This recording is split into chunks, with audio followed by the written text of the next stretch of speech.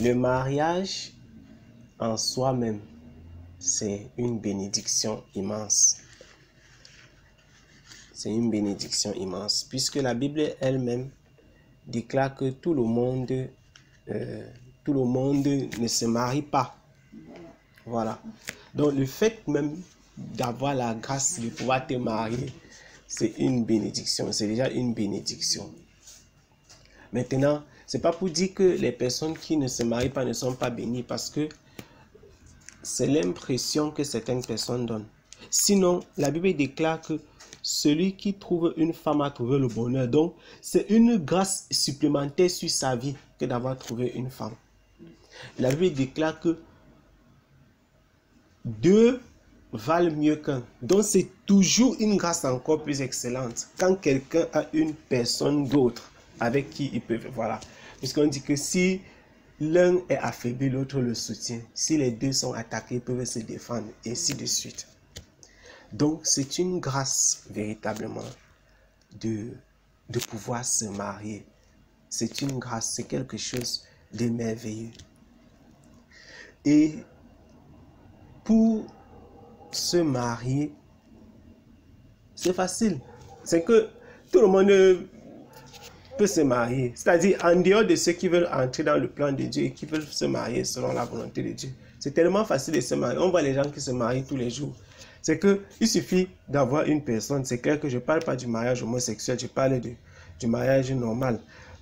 Parce que même chez les païens, il n'y a pas, je vais dire quoi, les païens normaux, il n'y a pas l'homosexualité. Je parle par exemple des musulmans, par exemple. Eux sont païens, mais pourtant, ils ne font pas droit à l'homosexualité. Donc, je vais dire, le mariage en soi, dans le monde, c'est lorsqu'un homme choisit une femme. Et c'est tellement facile. Il suffit que tu vois une personne et tu dis, bon, voilà, la fille, si je vais faire ma vie avec elle, l'homme, si là, c'est lui. Et que vous deux, vous êtes en accord. Et ça, c'est le mariage. Vous êtes déjà mariés.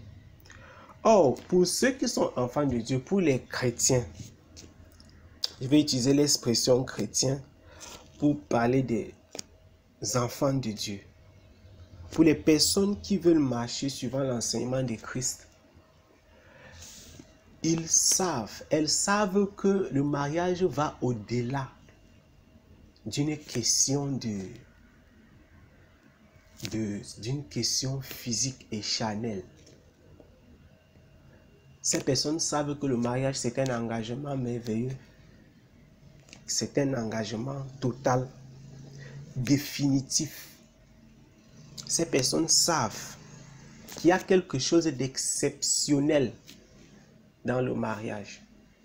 Raison pour laquelle il y a une certaine nécessité de pouvoir se préparer, tant de la part de l'homme que de la part de la femme.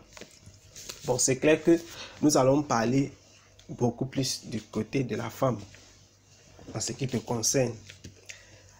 Mais il y a une grosse nécessité de se préparer pour le mariage. Parce que malheureusement, il y a des femmes qui pensent que le mariage, c'est la cuisine. C'est-à-dire, il y a les cultures où on fait croire que si tu cuisines bien, si tu peux bien préparer, ça veut dire que tu peux être une bonne femme. Voilà. Il y a d'autres cultures où on dit, non, une femme elle doit être capable de bien entretenir seulement sa maison, c'est suffisant. Ça veut dire que si ta maison est propre et tout ça, vraiment, en fonction des cultures, donc, il y a des valeurs qu'on inculque aux femmes différemment. Une femme doit être capable de faire ceci. Certains encore mettent plus un accent sur la façon de se débrouiller. Une femme doit être capable de se débrouiller, doit faire les choses de ses mains, et ainsi de suite. Ça, c'est ce que certaines... Voilà, pour ne pas tout attendre de son mari. Ça, c'est ce que certaines personnes appellent donc la préparation au mariage.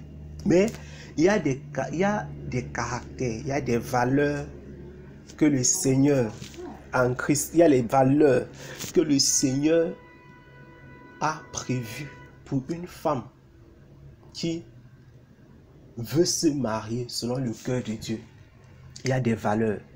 Et ces valeurs vont au-delà des aspects simplement de considérations physiques, c'est-à-dire la nourriture, le vêtement, la décoration de la maison. Ces valeurs vont au-delà de cela. Ça va vraiment au-delà. On va lire un peu dans les Écritures pour voir le schéma biblique. C'est clair qu'il est difficile pour nous de pouvoir faire tout le tour. Mais on va naturellement essayer de voir un certain nombre d'aspects selon que le Seigneur va disposer. Et là, le premier caractère que nous allons voir, qui est un caractère d'excellence pour la femme chrétienne, c'est la soumission. La soumission.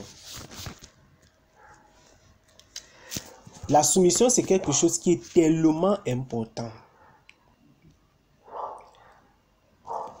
La soumission, c'est, je vais dire, indispensable si on veut vivre le mariage selon le plan du Seigneur. Si une femme veut être heureuse et épanouie en Christ, bien évidemment, dans son mariage, elle doit être soumise. Les enseignements qui abondent dans ce sens sont nombreux dans les Écritures. Je dis sont nombreux, ça veut dire il y en a une quantité. La soumission entraîne beaucoup de choses. La Bible déclare dans le livre d'Éphésiens, Éphésiens chapitre 5, verset 22.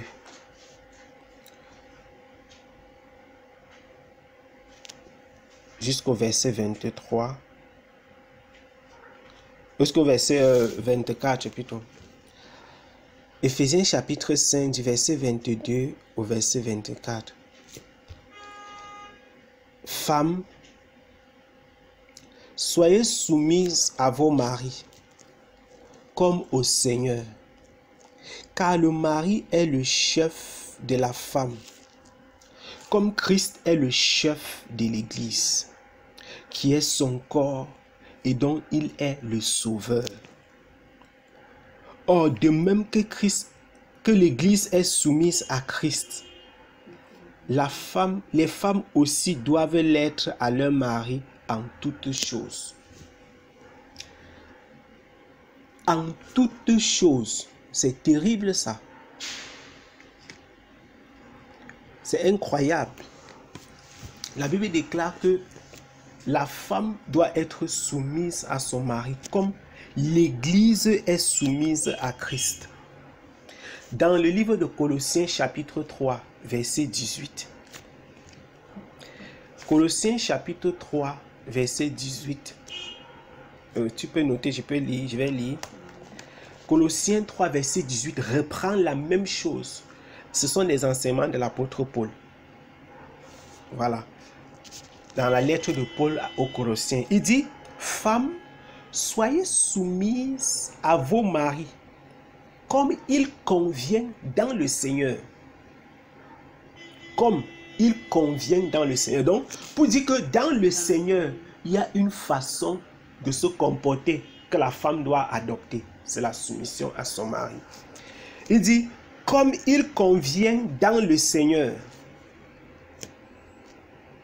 Donc, il y a quelque chose qui convient dans le Seigneur, c'est que la femme soit soumise à son mari. Parce qu'il y a un but.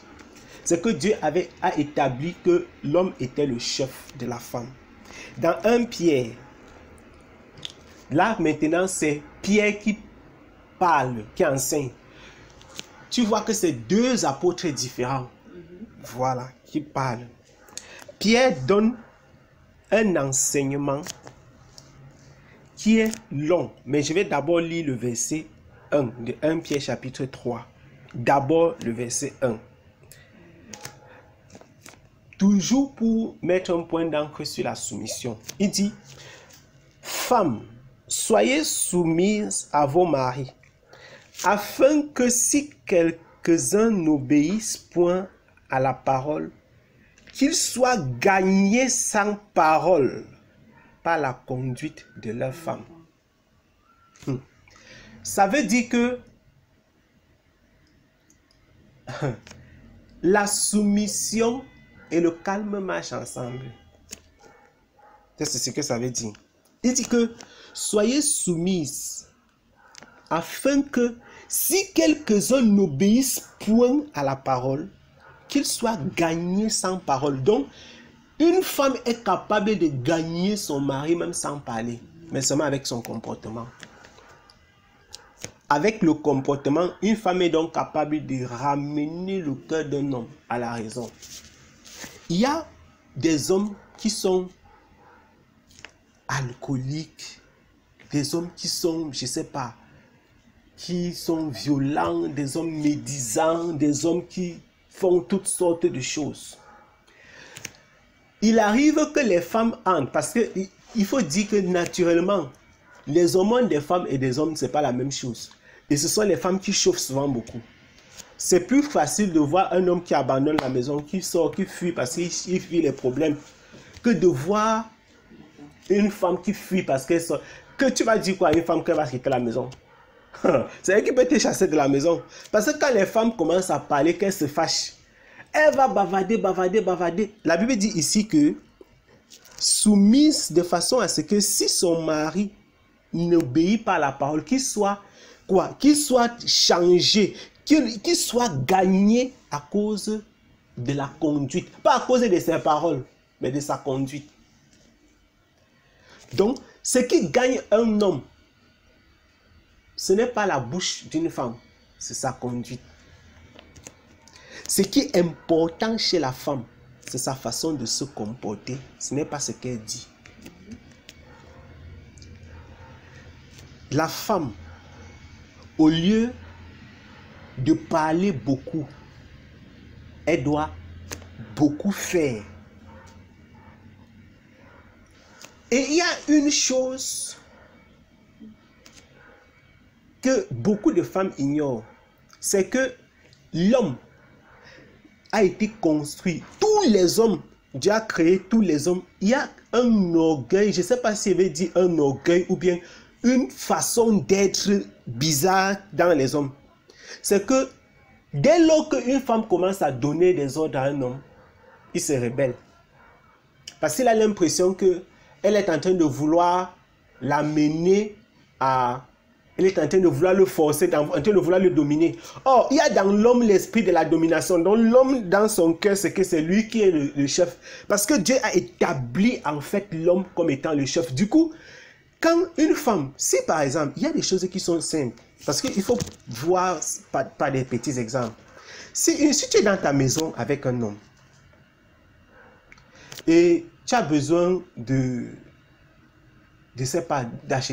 faire à manger, au lieu de prendre les choses avec douceur, parler avec ton mari calmement, pour lui dire que voilà, on n'a pas à manger, s'il te plaît, est-ce qu'il y a de l'argent pour qu'on achète à manger?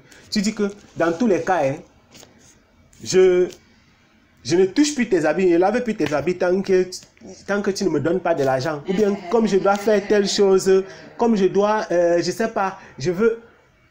Que, en tout cas, dans la maison, si moi je lave le sol, tu laves les assiettes. Il y a des jeunes mariés qui font ça, il y a des femmes qui font ça à leur mari.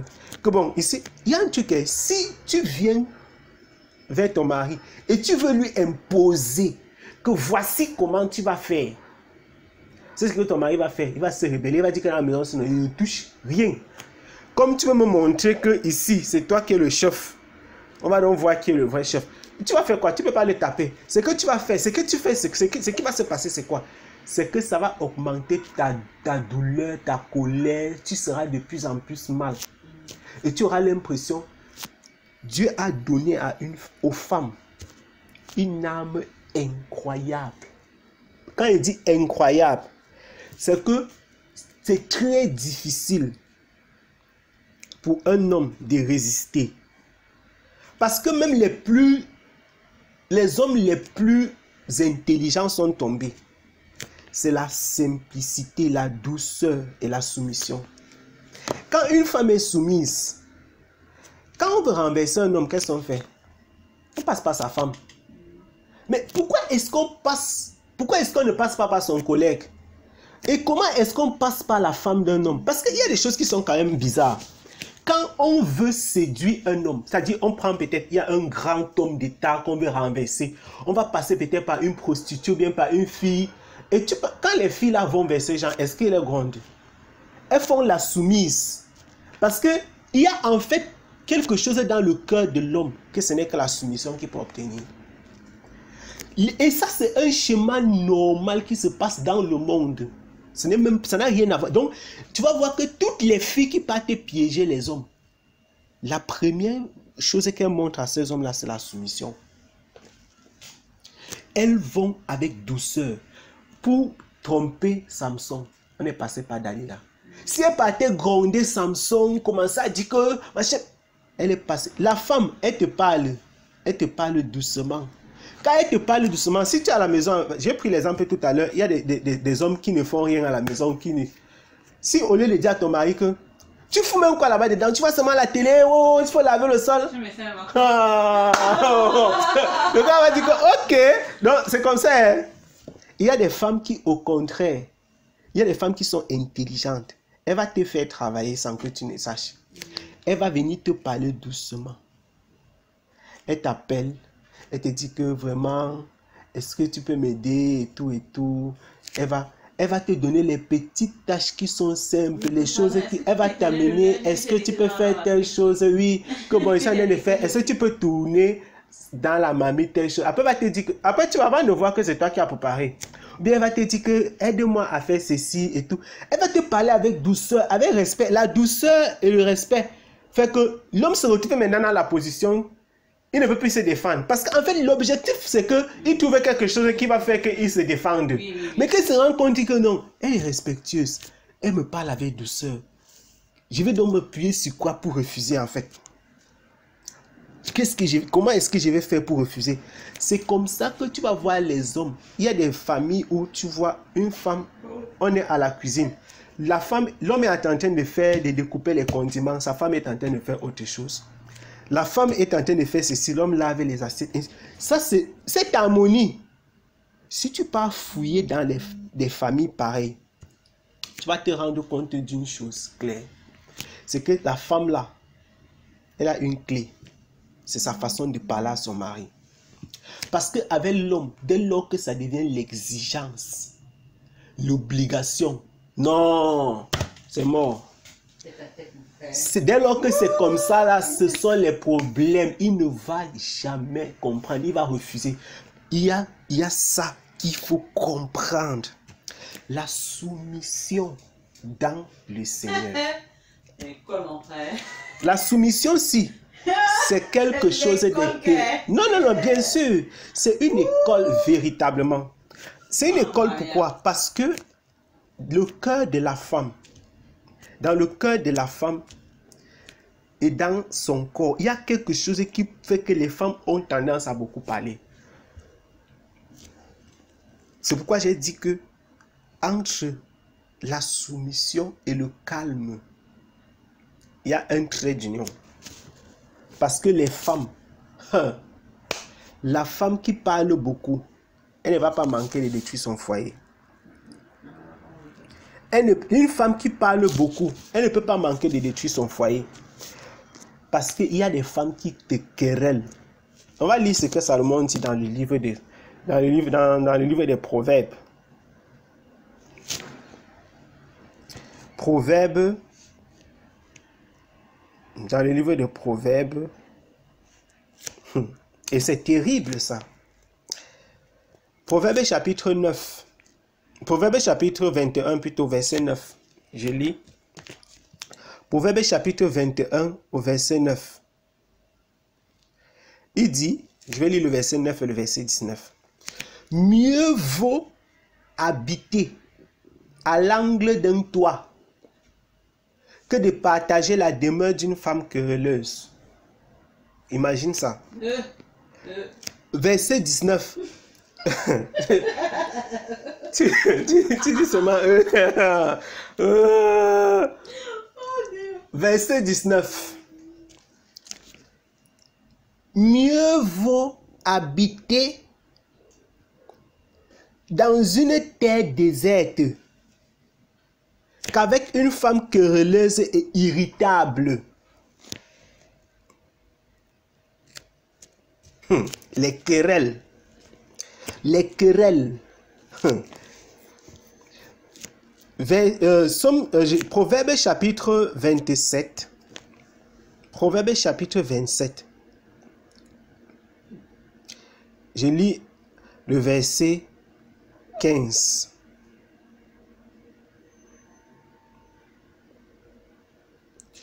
Et le verset 16. Écoute ce qui est écrit. Une gouttière continue dans un jour de pluie. Une gouttière continue dans un jour de pluie et une femme querelleuse sont choses semblables. Celui qui la retient le vent et sa main saisit de l'huile. C'est incroyable. Et lorsque tu n'as pas encore vécu avec une femme querelleuse, tu peux te dire que non, Salomon, quand même, vraiment, Dieu avait fait de Salomon l'homme qui devait observer pour nous enseigner. Il connaissait les femmes. Il dit que une femme querelleuse est pareille à une gouttière percée qui ne cesse de couler le jour de la pluie. Il dit que arrêter ses récriminations, autant vouloir arrêter le vent ou retenir de l'huile par sa main. Ça, c'est la version Semeur. Il y a des femmes qui ont oublié l'aspect soumission. Parce qu'il dit qu'entre la soumission et le calme, c'est un trait d'union. Il y a des femmes qui ont oublié. Même si une femme se fâche, même quand une femme se fâche, même si quand une femme est en colère, ce n'est pas parce qu'elle est en colère qu'il n'est plus permis qu'elle soit soumise. C'est pourquoi il faut faire très attention. Il y a les filles qui confondent le mariage avec quand elles étaient chez leur père, quand elles étaient avec leurs copines. La même façon qu'elles se fâchaient quand elles étaient jeunes filles, c'est aussi comme ça qu'elles se fassent dans le mariage. Oh, machin, elles crient. Elles ont oublié qu'elles ont changé de statut. Tu te fâches comme ça où? Attends, imagine-toi un peu. On a parlé tout à l'heure de l'église et de Christ. Imagine un peu que l'église dise à Jésus, qui tu t'as dit là? Je me pose un peu, j'essaie un peu de faire les schémas dans ma tête. Pendant que Jésus est en train de parler comme ça, et puis l'église dit qui t'avait tes bêtises là? Pardon, machin. Parce que c'est exactement comme ça que certaines femmes se comportent dans leur foyer. Et je dis que ça, c'est des choses que les gens ont transportées dans la jeunesse. Parce que quand tu es jeune, quand tu es à la maison avec tes petits frères, tu peux te fâcher comme tu veux. Moi, je connais une proche qui s'est déjà mariée et remariée. Je ne sais pas si on appelle ça le mariage. Elle a vécu avec plusieurs maris, plusieurs foyers. Elle a plusieurs enfants avec plusieurs pères. Mais c'est son comportement qui la tue. Je connais particulièrement un des hommes avec qui elle a eu 2 enfants. Le monsieur a aimé la fille. Il a parlé avec ma propre mère. Parce que c'est une cousine. Il a dit à ma mère que vraiment, j'aime ta fille. Mais son comportement. Une fille qui un jour s'est mise en colère, elle a cassé les choses à la maison. Il portait la télé comme ça là, jetait par la fenêtre, portait les verres, portait tous les plats cassables, balançait au sol. Ça c'est la colère de quelqu'un. Le gars a dit que ça c'est la sorcellerie, mon frère. La fille, cela peut mettre le couteau dans le ventre de quelqu'un. Imagine-toi une femme, beaucoup de crimes passionnels se passent dans la colère. Et là, il ne s'agit même pas seulement de la colère, seulement chez la femme, même chez l'homme. Mais c'est que les gens ne perçoivent pas. Et davantage en tant qu'une femme, c'est que la colère d'une femme doit être contenue. Parce que ce n'est pas l'homme qui est le symbole de la douceur, c'est la femme. Or, ce que tu vas constater dans la majorité des mariages, quand il y a la tension, c'est que la personne même qui parle le plus, c'est la personne qui devait être normalement douce, c'est la femme. Parce qu'il y a même des hommes qui sortent et ils fuient. Et je t'assure qu'il y a des femmes que, tu vas voir certains mariages, certains foyers, l'homme, il rentre toujours tard. Ce n'est pas parce qu'il aime la route, c'est parce qu'il n'aime pas le chez lui. Parce qu'il y a des femmes que tu ne peux jamais être en paix avec elles. Elles ont toujours un problème. Elles vont toujours se plaindre. Donc, si telle chose, non, elle va trouver un truc. Elles sont toujours en train de bavarder. Et il faut savoir, un homme qui a un travail, il a le stress de son patron, le stress de ses collègues, le stress du travail qu'il faut fournir, le stress des limites de temps, des objectifs à atteindre, le stress de qu'il faut remplir son cahier de charges. Il a le stress que peut-être qu'il faut envoyer les enfants à l'école parfois. Je ne dis pas que la femme n'a pas de stress. Maintenant, imagine que si on ajoute dans le stress là, que dès que tu rentres à la maison comme ça, ta femme commence à bavarder. C'est pourquoi tu vas voir, il y a des hommes qui deviennent alcooliques à cause de leurs femmes. Mais au départ, ils ne peuvent jamais... Si tu pars dans ce mariage, je t'assure que si tu n'es pas vraiment introduit, tu ne peux pas savoir où est-ce que le problème a commencé. Parce que beaucoup d'hommes, ils rentraient effectivement à la maison au départ. C'était des gens ils rentraient 18h, il est déjà chez lui. S'il a fini le travail à 17h, ceux qui finissent à 15h, 16h30, 17h, il est à la maison. Mais quand le mariage a commencé à se détériorer, quand la relation a commencé à être un genre, il commence maintenant à rentrer avec ses collègues. Soit il part chez son collègue qui n'est pas marié, il passe le temps avec lui, soit il va passer dans un bar, il va aller dans un snack. Les conséquences de ça, c'est quoi? Je dis ça parce que les conséquences sont à plusieurs niveaux en fait. C'est que la conséquence n'est pas simplement sur le fait qu'il est absent à la maison. La conséquence va au-delà. Regarde comment le simple fait d'être une femme querelleuse peut engendrer une multitude de situations. J'essaye d'aller un peu pour que tu vois. Regarde, quand une femme se comporte de telle façon, parce que ça c'est l'une des situations qui peut engendrer qu'un homme commence à rentrer tard. Maintenant, quand un homme rentre tard, ça veut dire que peut-être qu'il va maintenant dépenser, il va commencer à manger dehors. Donc, il rationne à la maison et il mange aussi dehors parce qu'il va sortir avec son collègue, ils vont manger, ils vont boire. Tu vois que les dépenses qui augmentent, les dépenses de dehors augmentent sur les dépenses normales qui n'étaient pas contenues dans la famille. En plus, il y a le risque maintenant qu'il rencontre d'autres femmes. Parce que ce sont les endroits que les femmes libres et tout ça là, circulent là-bas et tout. Voilà, il peut rencontrer d'autres femmes, dont l'infidélité conjugale. Maintenant, l'influence même sur la vie familiale. Le fait qu'ils dépensent beaucoup à l'extérieur fait que les dépenses sur les enfants maintenant peuvent commencer à diminuer. Les livres même peut-être qu'ils pouvaient acheter. Il dit que l'impact est terrible. C'est un enchaînement, c'est une roue terrible et qui va finalement asphyxier cette famille et ça va finir par la séparation. Or, quand une femme est douce, c'est un problème. Si c'est un mari qui est déjà, qui chauffe, c'est un gros problème. Parce que quand une femme est déjà, si ton mari bavarde, parce que l'homme n'a pas la force pour bavarder longtemps. Donc, la personne qui peut amener la paix dans une famille, c'est la femme. Parce que même quand un homme est en colère, c'est 10 minutes, 15 minutes. Parce que l'homme, naturellement, il n'a pas la force pour parler longtemps. Ce qui fait que quand une femme est douce, la colère de l'homme va s'arrêter. Et il va finir de parler, il ne va plus parler. Mais quand une femme n'est pas douce, ça peut faire même 3 mois. C'est-à-dire, parce qu'en fait, deux personnes qui sont mariées peuvent avoir un problème. Et si, imagine-toi, l'homme se met en colère. Il parle. Dieu ne lui a pas donné la force là qui peut parler le matin, le soir, demain, après-demain. Non. L'homme n'a pas la force là. Et généralement, l'homme va finir de parler comme ça, après c'est fini. Or, quand tu n'es pas une femme douce, tu vas parler le matin. Dès que tu le vois, c'est comme si ça fait que tac. Tu parles encore, tu parles.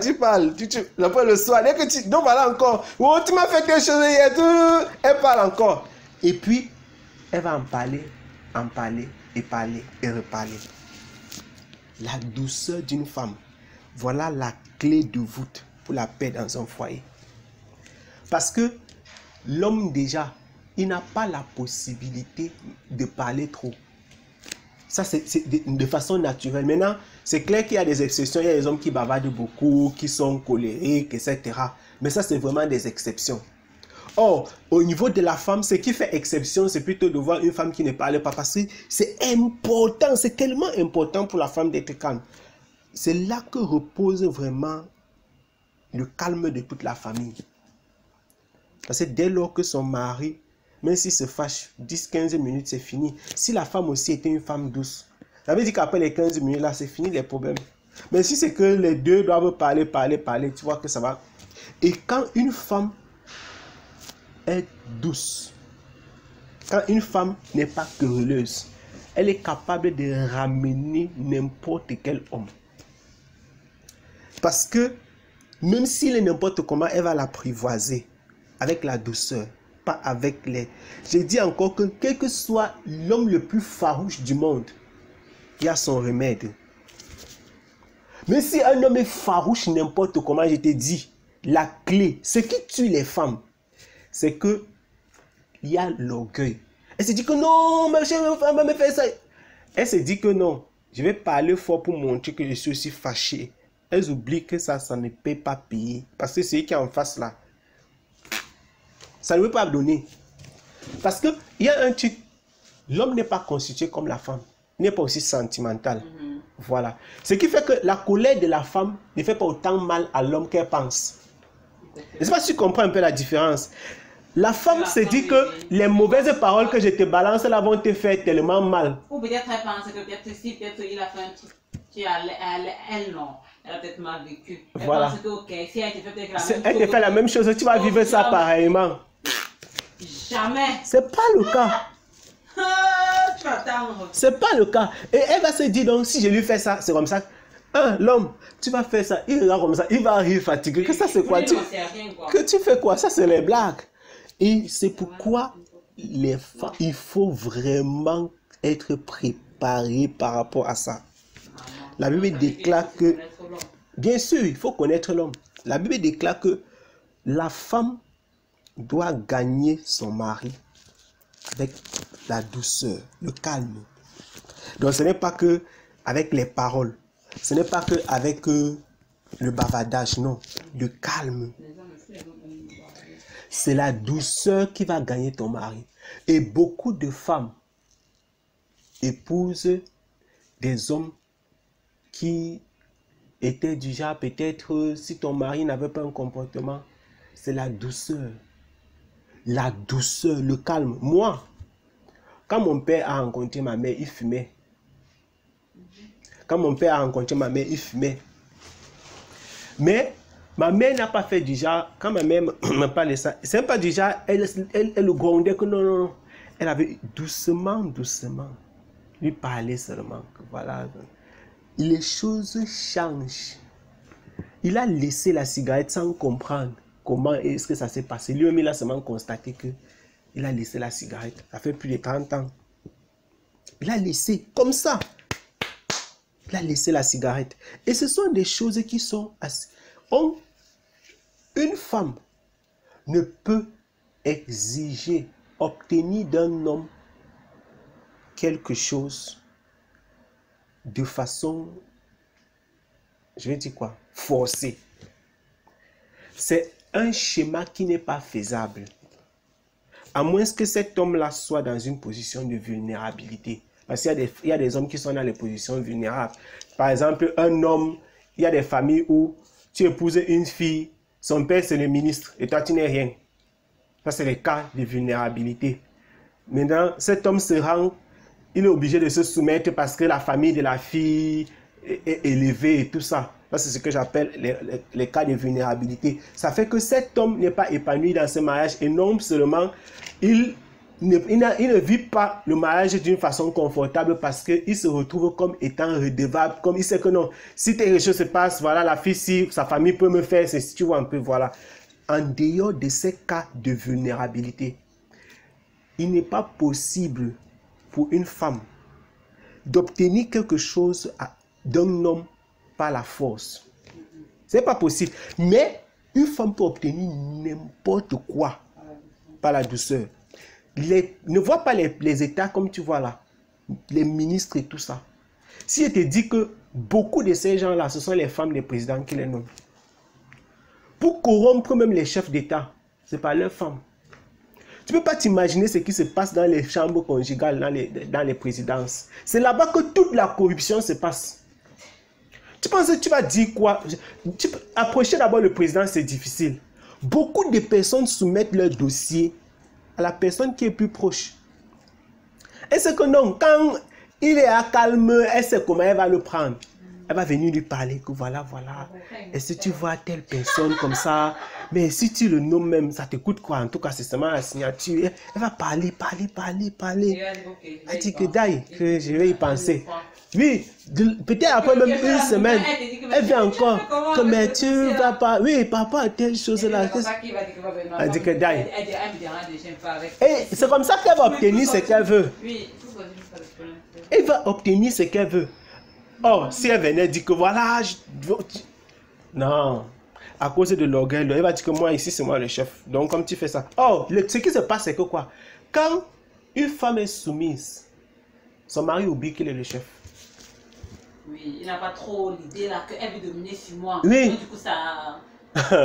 C'est pourquoi, si tu veux vraiment que ton mari te traite comme une reine, tu dois être soumise. Parce qu'en fait, une reine est capable d'obtenir n'importe quoi d'un roi. Mais la clé se trouve entre les mains de la reine. Si elle vient, tu sais que dans les royaumes, et c'est exactement le schéma qui existe, qui se transporte même dans les mariages. Quand tu arrives dans un royaume, quand tu vois le roi est gardé, le roi, il a sa grandeur et tout. Pour avoir même accès à lui, c'est difficile. C'est pas facile pour n'importe qui de recevoir quelque chose du roi, d'obtenir quelque chose du roi. À plus forte raison encore d'exiger. Mais tu vas voir que quand une reine veut obtenir quelque chose du roi, elle va l'attendre peut-être lors d'un dîner, dans la chambre conjugale, etc. Elle va obtenir cela comment? Par la façon simple, la façon douce. Il y a même les rois qui sont arrivés à demander que dis-moi ce que tu veux, je vais te donner. Ça, ce n'est pas par la force, ça se passe par la douceur. N'importe quelle femme peut le faire. Non, je suis d'accord avec toi, non. N'importe quelle, oui. Je ne dis pas non. Et déjà, je rends grâce à Dieu parce que vraiment, quand il parle de soumission, non. Quand je parle avec les amis, on parle de soumission, mais je vois un peu la femme que je suis devenue, tu vois un peu. Oh Seigneur, je ne sais pas. Donc maintenant, je me pose la question là dans ma tête. C'est vrai que je pense que c'est une grâce, tu vois. C'est le Seigneur vraiment qui te prédispose à cela. C'est le Seigneur qui prédispose, oui, bien évidemment. Oui, parce que maintenant, moi, je ne peux pas dire que je suis... Non, oui. Peut-être, je ne sais pas. Je suis d'accord. Dans la vie réelle, c'est pas facile, comme tu dis. Les gens qui se réalisent dans leur vie, je connais des personnes, les femmes qui sont soumises. Regarde Zambo et sa femme. Zambo a du succès parce que sa femme est très soumise. Elle ne parle jamais. Donc, tout le monde l'aime.